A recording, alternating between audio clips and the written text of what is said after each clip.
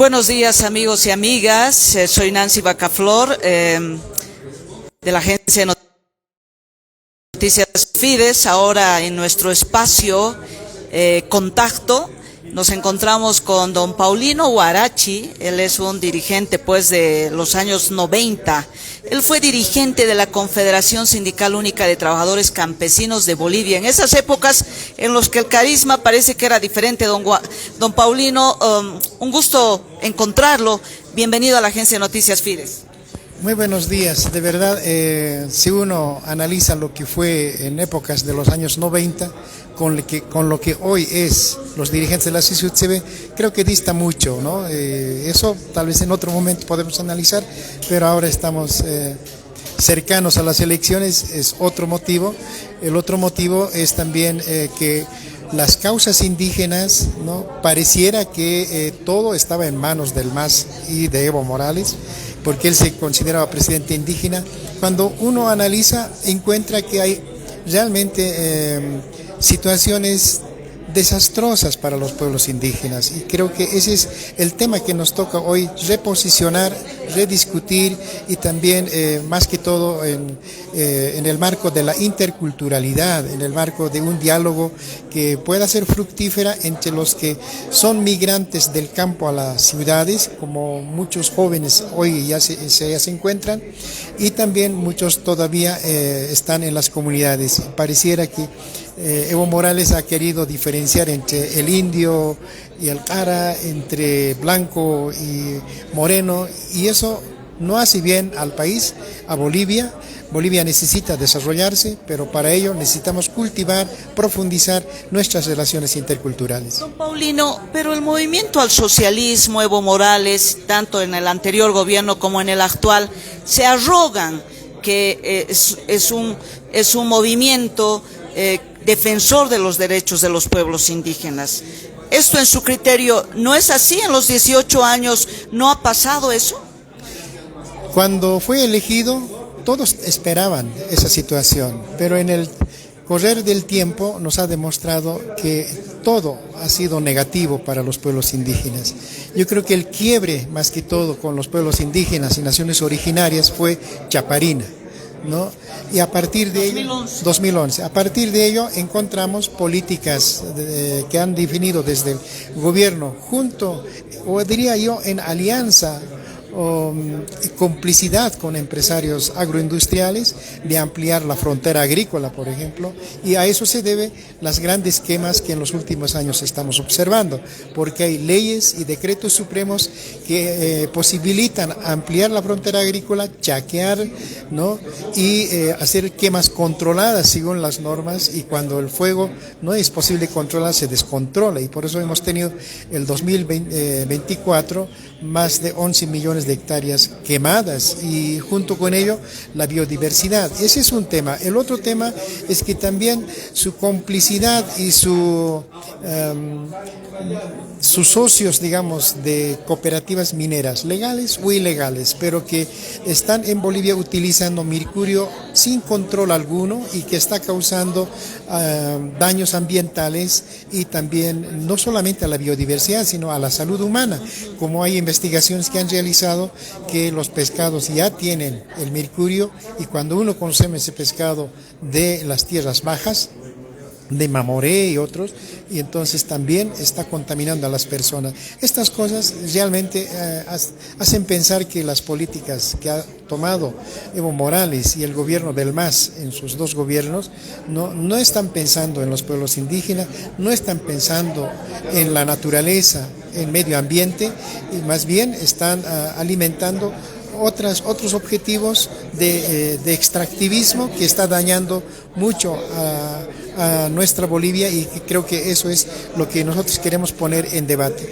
Ahora, don Paulino, el movimiento al socialismo marca que desde su ingreso al gobierno es la era de los indígenas. ¿Realmente ese es un hito, o es que mucho antes ya los pueblos indígenas habían estado viniendo, reclamando por sus derechos, reclamando ser sujetos políticos, y en el gobierno de Gonzalo Sánchez de Lozada, en el gobierno de Hugo Banzer Suárez, ya hubo avances en términos de reivindicación de derechos indígenas? Sí, solamente poco recorriendo a los años 90, cuando la primera marcha indígena se dio, ¿no? Y realmente ha trastocado esa marcha para que los gobiernos de ese entonces puedan dar una mirada. Y se dieron políticas multiculturales muy importantes. Uno fue que Víctor Hugo Cárdenas sea vicepresidente. Muchos critican, yo creo que hay que decirlo, que con él hemos tenido algunos avances en políticas públicas. Gracias a la presencia de ese tiempo podemos hablar de participación popular, que hoy no se ha modificado en cuanto al municipalismo, y por un lado. Y por otro lado, en ese tiempo se aprobó la ley INSA, decían ley maldita, pero que esa ley es la que da la posibilidad de titularse de manera colectiva, llamadas como TSOs, tierras comunitarias de origen. Hoy la Constitución reconoce como territorios indígenas. O sea, yo creo que lo único que se ha hecho en este tiempo es constitucionalizar lo que se había avanzado en esa década de los 90, llamadas también por gobiernos neoliberales. Por último, decir también que la institucionalidad para atender a pueblos indígenas y al movimiento campesino existía en ese tiempo. Hoy por hoy ha desaparecido. Evo ha creído que él era indígena y por tanto no necesitaba ninguna institución que atienda para efectivizar derechos colectivos, derechos de los pueblos indígenas, tanto individuales como colectivos. Y hoy por hoy no se tiene. O sea, hay un retroceso. Hay un retroceso. No hay una institucionalidad que diga qué están haciendo por los pueblos indígenas. Un digepio que está en el Ministerio de Justicia, que debería haber pueblos en extinción, pueblos indígenas en extinción, pero ¿qué políticas públicas se están haciendo para que estos pueblos puedan todavía coexistir en la sociedad? Parece que nada, no se sabe absolutamente nada. Es así, hay una dirección de autonomías indígenas, porque antes por lo menos han institucionalizado el Ministerio de Autonomías y había un viceministerio de autonomías indígenas. Hoy por hoy está arrinconado en una jefatura y las autonomías indígenas no han avanzado, y que creo que esa era la novedad en la Constitución. Y encontramos apenas 8 autonomías indígenas. Con muchos problemas. Con muchos problemas y con muchas dificultades y de hecho de carácter político, ¿no? Porque el gobierno del MAS o los gobiernos del MAS no creen en las autonomías, ni indígenas, ni municipales, ni departamentales.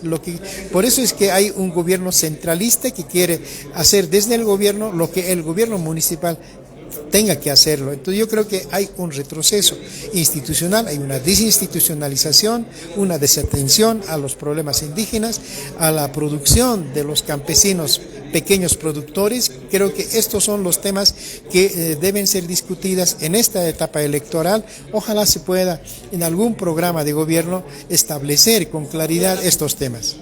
Estamos junto a don Paulino Guarachi. Él es un dirigente pues de hace muchos años de la Confederación Sindical Única de Trabajadores Campesinos. Nos lo encontramos en una conferencia de prensa de ciudadanos, ciudadanas, ¿no? De la sociedad civil. Están analistas, están economistas, están políticos también, porque bueno, hay un mensaje que han dado dirigido al bloque opositor de unidad, que ha sido impulsado por Jorge Tuto Quiroga, por Carlos Mesa, por Samuel Doria Medina. Pero ¿qué le dicen ustedes, don Paulino, y cuál es su visión en torno a este proceso? Creemos que la oposición tiene que unirse. Yo diría a Manfred Reyes Villa, alcalde de Cochabamba, que él dice ser opositor. Creo que este es el espacio en el que debe venir a esa unidad, y si él gana en las encuestas como están definiendo, será el candidato de la unidad.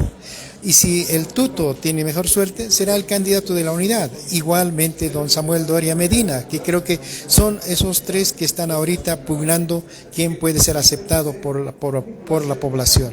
Nosotros creemos que debe de haber esa unidad, porque el movimiento al socialismo estos 20 años ha estructurado a partir de las dirigencias cooptadas, organizaciones sometidas, ¿no? Para que puedan tener un electorado favorable.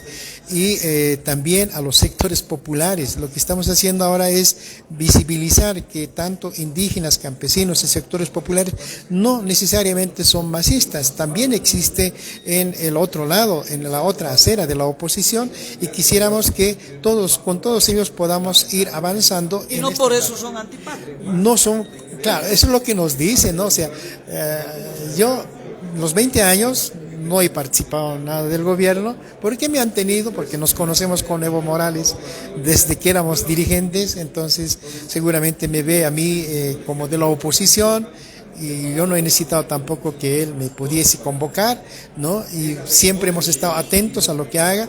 En la primera etapa, obviamente, parecía un gobierno que respondía a intereses indígenas, era un rostro indígena, se identificaba con la población mayoritaria del pueblo boliviano, entonces, ¿cómo no podíamos apoyar desde donde estemos? Pero en el transcurso de sus gobiernos, de ese gobierno, nos hemos dado cuenta que realmente es nefasto. Hoy Bolivia sufre una crisis económica muy profunda a ese desgobierno, al despilfarro y a la corrupción. Realmente el gobierno ha demostrado ser el más corrupto, tanto Evo Morales como el actual Luis Arce Catacora. Don Paulino, haciendo un paréntesis de lo que estábamos hablando sobre el proceso preelectoral, me interesa esta opinión suya porque lo conoció a Evo Morales. ¿Qué dice después de casi 20 años de gobierno de Evo Morales, 19 años, ¿no?, que ahora esté en el Chapare, reducido, ¿no?, sin poder salir, con una serie de acusaciones, pero además insistiendo en una postulación? ¿Usted que lo ha conocido, siempre ha tenido esa ansias de poder, Evo Morales, o es que el poder lo ha transformado y sus entornos lo han construido como una suerte de endiosamiento de él? Evo Morales, cuando era joven, en Chapare, cuando se hizo dirigente, ¿no?, después de ser dirigente ya no quiso soltar la dirigencia. Chapare es una región muy particular, no es como el altiplano. Allá los aportes son sagrados y entonces los aportes eran una suma importante como para que Evo Morales pueda vivir de la dirigencia, pueda viajar, ¿no?